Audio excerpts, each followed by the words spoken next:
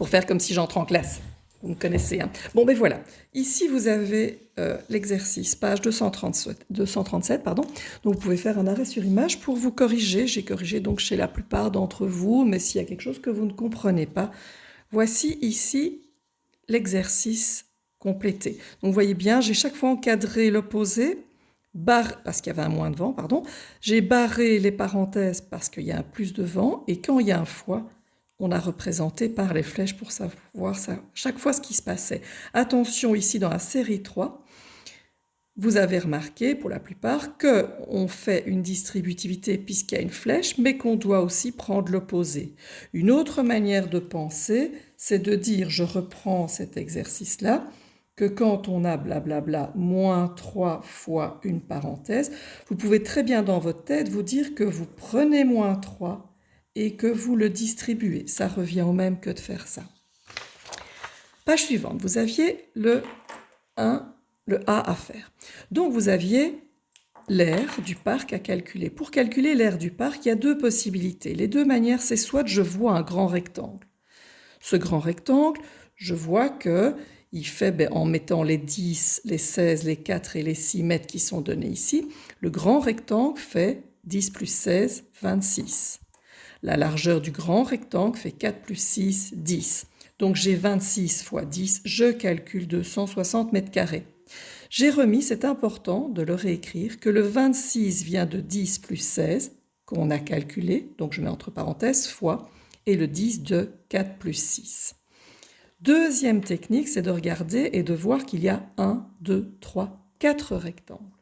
Le premier rectangle, c'est 10 fois 4, 40. Deuxième rectangle, 16 fois 4, 64. Troisième rectangle, 10 fois 6, 60. Dernier rectangle, 16 fois 6, 96. Ou dans un autre ordre, évidemment. Et en additionnant ces 4 petites aires, on obtient la même aire qu'au-dessus de 260 mètres carrés. De nouveau, j'ai remis le calcul qu'on a fait spontanément. Le 40 vient de 10 fois 4, plus le 64 de 16 fois 4, plus 10 fois 6 plus 16 fois 6. Et on peut rappeler que le 10 fois 4, c'est 10 fois 4.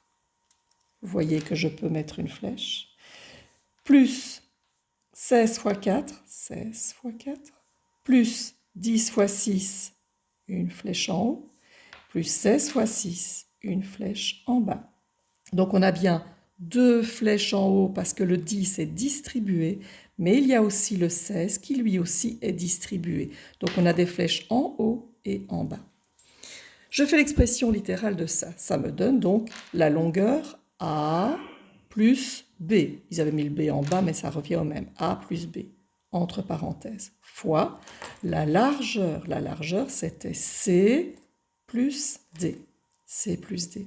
Et si je calcule chaque rectangle, c'est A fois C, plus A fois D, plus B fois C, la terrasse, plus B fois D, le terrain de sport. Et vous avez les 4 parties ici. C'est ce qu'on appelle la double distributivité, vu qu'on distribue au-dessus et en dessous. Pour compléter la règle en dessous, pour effectuer le produit, on multiplie, il y a tous des petits fois invisibles, on multiplie chaque terme d'une des parenthèses par chaque terme de l'autre et on effectue les résultats obtenus. On remet ici la règle algébrique. On a donc, je mets les flèches, A fois C, A fois invisible C, plus A fois D.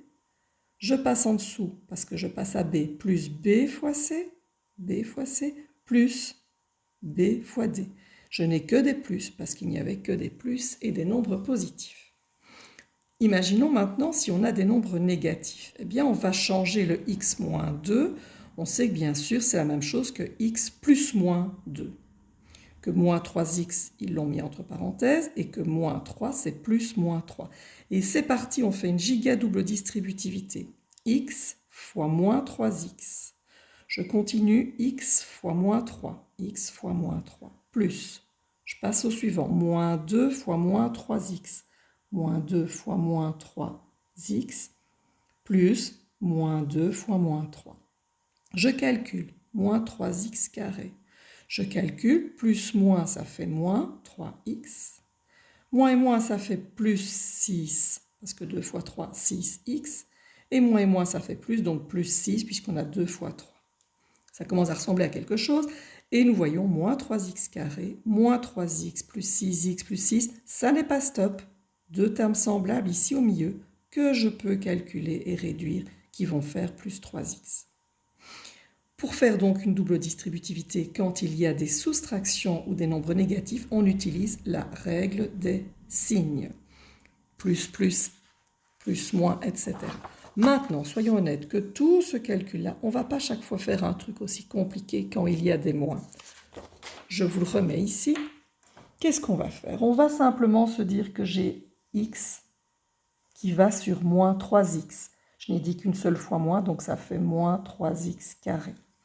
Puis j'ai x et moins 3. J'ai une seule fois dit moins, donc j'ai moins 3x. Là, j'ai moins 2 et moins 3x. Vous avez entendu, j'ai dit 2 fois moins par moins, ça fait plus. Je calcule 2 fois 3, 6x. Et moins 2 et moins 3, moins par moins, plus 2 fois 3, 6. Vous voyez, c'est beaucoup plus facile. J'ai des termes semblables, ça n'est pas stop, donc je recopie celui-là et le dernier, et je calcule les x qui donnent plus 3x. Page suivante. Vous avez une distributivité, on voit là une parenthèse fois une autre, donc une double distributivité, mais il y a aussi un petit 3 devant. Alors, on voit que Joël, qu'est-ce qu'elle a fait, Joël? Elle a pris les deux parenthèses et elle les a distribuées et elle ne s'est pas occupée du 3. Elle s'est occupée du 3 après. Donc d'abord, elle a fait la double distributivité, elle a gardé les parenthèses, puis elle a fait une simple distributivité, 3, 3, 3 et 3, qu'elle a multiplié à chaque fois.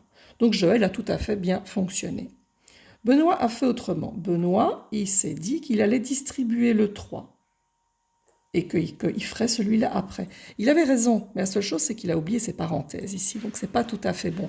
Mais sinon, ma foi, ce qu'il avait fait est bon. C'est pour ça que sa réponse finale est bonne, à part le 4 là, qui débarque de je ne sais pas où.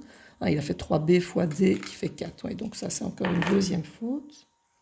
Donc, il a presque la bonne réponse, mais son calcul est mauvais. Il a oublié de garder les parenthèses. Quand vous distribuez le 3 dans la parenthèse, le 3 va dans la parenthèse, mais les parenthèses restent puisqu'il y a encore une double distributivité après. Martine, qu'a-t-elle fait? Martine, elle s'est trompée complètement. Son raisonnement n'est pas bon parce qu'elle a distribué le 3 sur la première parenthèse et le 3 sur la deuxième parenthèse, mais il n'y a qu'un seul 3.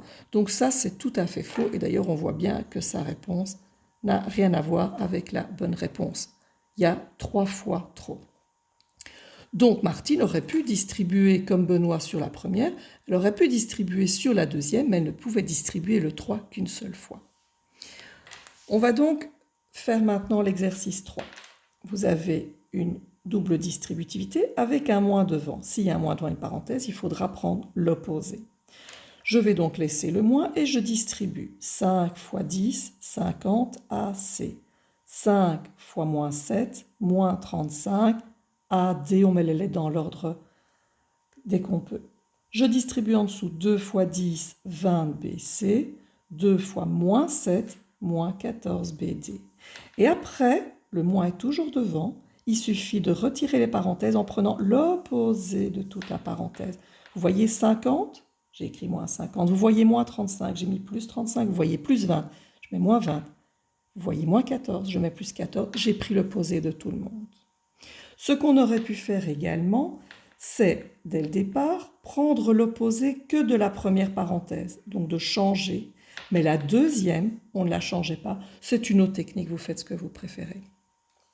Exercice 1, vous allez le faire chez vous, c'est comme devoir pour demain. Et l'exercice 2, mais que en haut, je retourne vite avant que vous ne puissiez tricher. Donc que l'exercice 2, il y a donc 6 distributivités à faire. Voilà, bon après-midi, à demain.